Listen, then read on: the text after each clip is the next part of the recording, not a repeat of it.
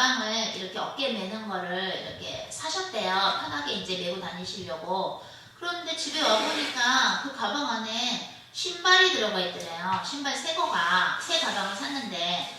그래서 매장에 걸었대요. 이거 신발이 들어있다. 빨간 신발이 들어있다. 그랬더니 보통 randomly, 그러니까 아주 다는 아니고 가끔가다 그 티셔츠를 넣어준대요. 그 회사는 선물로, 서프라이즈 선물로 넣어주는데 신발은 굉장히 없다고, 그동안에 없었는데 어떻게 신발이 들어가냐고. 티셔츠는 넣어준다, 본사에서. 근데 그게 외국 신발인지 뭔지 모르겠는데, 외국 그 브랜드인지 그건 잘 모르겠는데, 그러면서 그 신발이 빨간색 신발인데, 그거 보면서 이거 홍혜선 선교사님 드려야 되겠다라는 생각이 들더래요. 근데 어차피 자기는 또 안 맞더래요, 사이즈가. 그러면 저하고 오늘 대짜고짜 걸으셔서 신발 사이즈가 몇이냐고 물어보시더라고요. 그래서 한국 거로 240이다 했더니, 그러면 그게 미국 거려면 7이죠? 7이죠? 이러세요.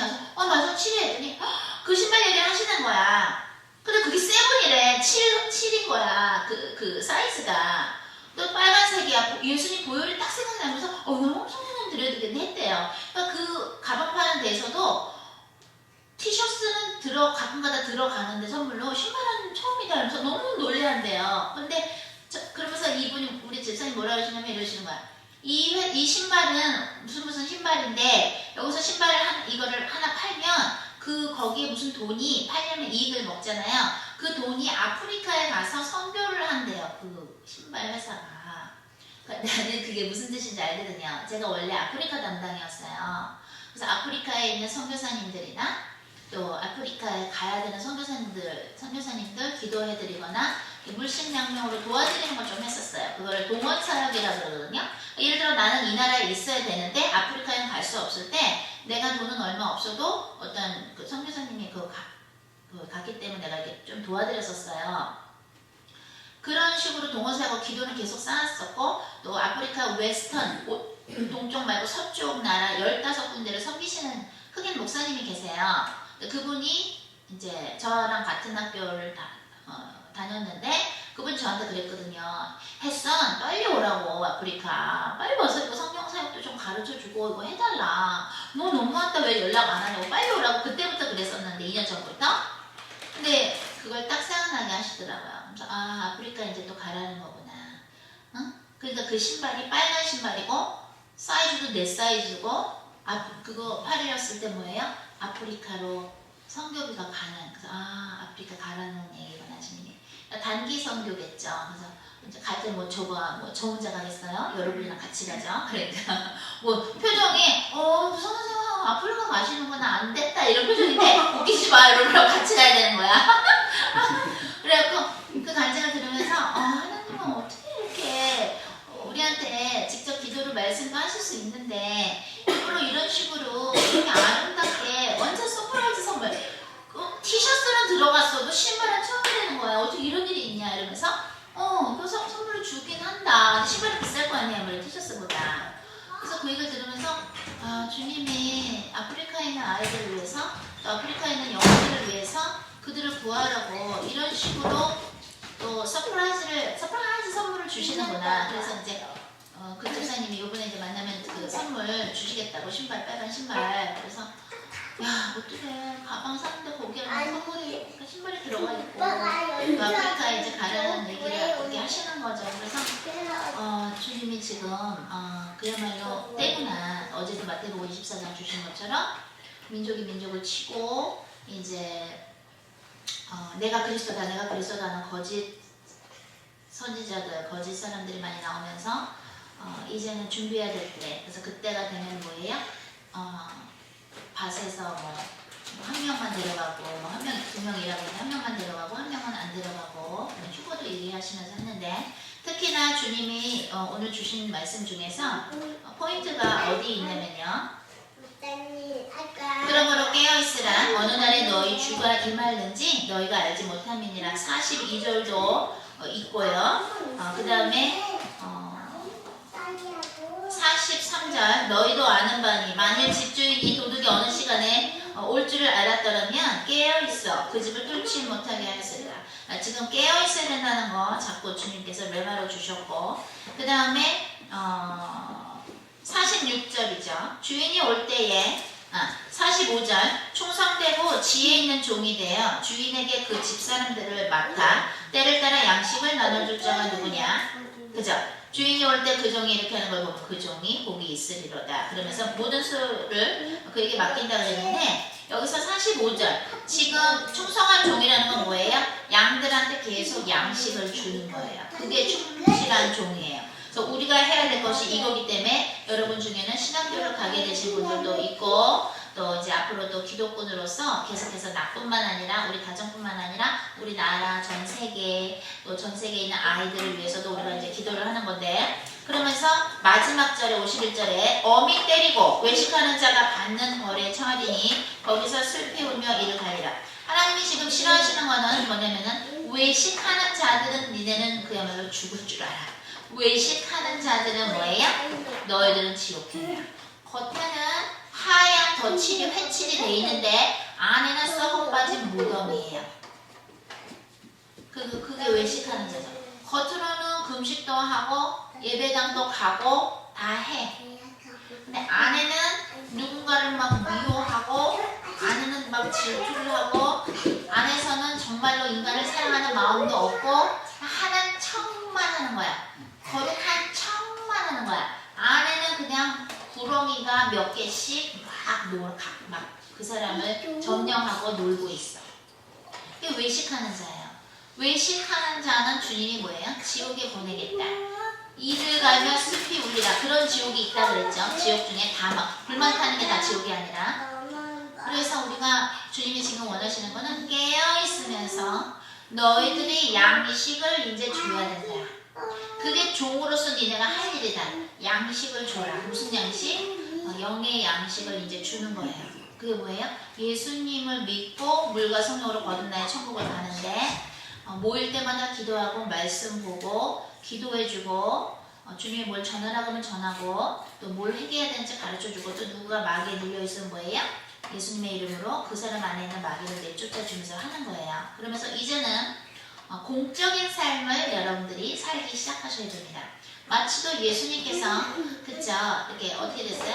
30년 동안은 요셉의 아들로서 이렇게 남들이 볼 때는 목수의 아들이죠. 그러니까 예수님이 막 기적을 보여주시고 막 이렇게 할 때는 어떻게 됐어요? 그런 거 막 기적 보여주시고 막 그럴 때 어떻게 됐어요? 예수님 그럴 때? 저 사람 목수인데 목수 아들인데 어떻게 저런 거 해? 이상하다 이러면서 무시를 했죠. 예수님은 어떻게 됐어요? 30년 동안에 공생활을 하시기 전에 어떻게 됐어요? 계속해서 사람들을 배웠어요.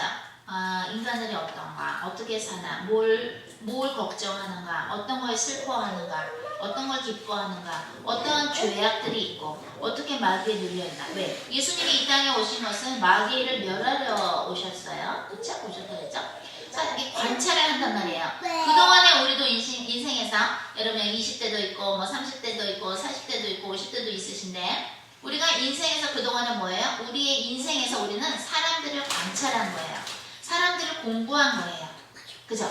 인생에서 이런 일 저런 일만 있었죠. 사람에 대해서 공부하고 관찰하고 문화를 배웠고 사람하고 소통할 땐 어떻게 해야 되는지도 배웠고 이런 사람도 있고 이런 사람도 있고 어떤 사람들은 막 이렇게 이런 마귀에 눌려 있고 어떤 사람들은 이런 마귀에 눌려 있고 우리가 그런 걸 뭐예요? 다 배웠습니다. 이제는 공적인 생활을 여러분도 시작하셔야 됩니다. 그래서 뭐예요? 주님이 마태복음 24장을 주시면서 이제는 주님이 오시는 걸 준비를 하는데 그렇다고 해서 평화가 없이 하려는 게 아니라 계속 예수님 안에서 평강을 누리면서 우리가 해야 할 걸 하는 거예요. 조금 아까 우리의 가정을 위해서는 어떻게 해라 가르쳐 주셨고 나라를 위해서는 어떻게 해라 가르쳐 주셨죠. 그런 것처럼 주님이 이제 가르쳐 주신 대로 우리의 가정 생활에서 또는 뭐예요? 우리의 나라를 위해서는 또 어떻게 해야 하는가 그걸 이제 우리가 알아야 돼요. 여러분들은 실질적으로 예수님의 제자로서 공생활을 우리가 한다고 할 때 예를 들어서 뭐 목사님이나 저 같은 경우 또 사모님 같은 경우는 뭐 메시지를 녹화해서 유튜브에 올려서 더 많은 사람들이 하나님을 느낄 수 있도록 왜냐면 요즘은 사람들이 교회를 안 가기 때문에 유튜브 같은 데 올려서 사람들을 오게끔 다시 만들어야 돼요. 사람들을 다시 교회로 와서 예수님을 만들 수 있도록 해야 돼요. 어떠한 방법을 쓰더라도 SNS를 쓰건 무슨 방법을 쓰더라도 영화를 만든 건 뭘 하건 사람들로 하여금 예수님을 그리워하는 예수님한테 다시 오고 싶어하는 마음으로 만들어줘야 돼요. 그러기 위해서 유튜브도 쓰고 페이스북도 쓸 때 있고 영화도 만들 수 있고 그 어떤 거 뮤지컬도 만들 수 있고 무슨 말인지 알아요? 어떠한 방법을 써서라도 한 명의 어린 양이라도 그러니까 잃어버린 양이 있을 때 그 양은 사실은 포기하면 안 되는 거예요. 그런데 우리는 인생 살면서 쓴뿌리가 다 요런저런 쓴뿌리가 있다 그랬죠. 그런 쓴뿌리가 있기 때문에 어떻게 돼요? 그 사람을 포기하고 싶어요. 그 누군가를 포기하고 싶어요. 저도 있어요. 저는 보통 뭐예요? 고집이 센 사람을 붙이신다 그랬죠, 주님이. 그동안의 인생에서 제가 전도해야 될 사람, 소위 진짜로 예수님의 사람을 이렇게 만든 거. 그냥 뭐 대충 예수님 믿는 척 하는 거 말고, 그야말로 외식하는 사람 말고, 진짜로 이 사람이 예수님한테 푹 빠지게 해야 되는 그 일을 함에 있어서 저는 굉장히 고집이 센 사람들을 맡기세요, 주님이. 왜? 제가 고집이 셌기 때문에. 보통 주님이 여러분들에게 누군가 맡길 때 제가 뭐라 그랬어요? 여러분하고 비슷한 그 어떠한 영적인 문제나 여러분하고 비슷한 그 어떤 걸 경험했다거나 그런 사람들을 붙이세요. 왜? 내가 고집이 있었기 때문에 고집이 있는 누군가가 이해가 되는 거예요. 응? 무슨 말인지 아세요? 그러니까 그 사람을 정죄하고 비판을 하려고 하다가도 가만있어 봐, 나는 더 했지. 나는 왕년에 더 고집이 있었지. 이러면서 어떻게 돼요? 주님이 맡겨주신 그 사람에 대해서 계속 인내심을 가지고 기도하게 되는 거예요. 주님이 뭐라 그러셨냐면 여러분의 가정에서 또 여러분의 나라를 위해서 이제 앞으로 인생의 그 삶의 스타일이 좀 달라져야 된다고 주님이 얘기를 하셨죠. 그런데 주님이 우리한테 공통적으로 주시는 게 뭐예요? 저희 같은 경우는 일주일에 하루를 꼭 금식해라. 저희 가정은. 또 여기는 또 뭐 한 끼씩은 꼭 하루에 한 끼씩은 금식하라 그러셨고 또 이제 음식도 반찬도 그냥 딱 3개만 만들어서 먹어라. 그렇게 얘기를 하셨고 전국적으로 이제 모여서 기도를 하되 사람 수가 중요한 게 아니라 진정으로 예수님의 제자로서 정말로 기도하는 사람들끼리 둘, 셋이 모여도 좋고 10명이 모여도 좋고 그쵸? 20명이 모여도 좋고 사람 수 많은 게 중요한 게 아니라 진짜로 기도하는 사람들하고 전국적으로 모여서 매일매일 모여서 기도해라 라는 명령을 주셨어요. 어제도 오늘도 기도를 했지만 뭐예요? 하나님을 우습게 하는 사람들을 주님은 가만히 내버려두지 않고 싶어 하시기 때문에 이번에 우리의 한국의 적을 이용해서 한국 사람들로 하여금 뭐예요?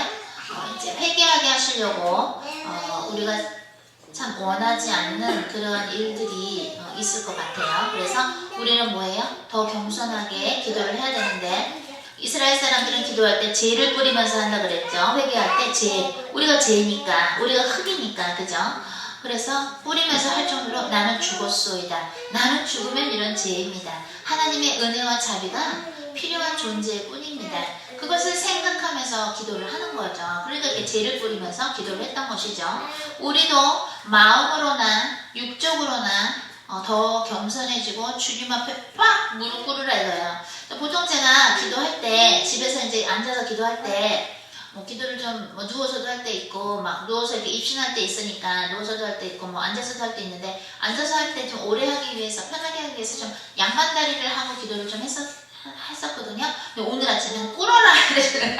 꿇어라! 그래서 알겠습니다. 몇 다리 꿇었지. 그러니까 아마 배목사님은 잘 못 보신 것 같더라고. 갑자기 꿇으라는데 꿇어서 했어요. 지금 주님이 조금 한국 사람들의 그런 교만함과 그 하나님의 자비를 베푸시는데 하나님이 자비를 베푸시는데 인내심을 가지고 자비를 베푸시는데 너희가 비웃느냐. 예수님은 온대네 제대만되면 근데 왜 이렇게 안 와? 그런 사람들도 있겠죠. 아예 성경 이거는 그냥 역사책이야 이런 사람들도 있죠. 여러분들이 정말로 예수님처럼 이제 공생활을 시작하려면 우리가 성령님과 함께 공생활을 시작하려면 그동안 살아왔던 생각의 스타일로는 이제는 안 돼.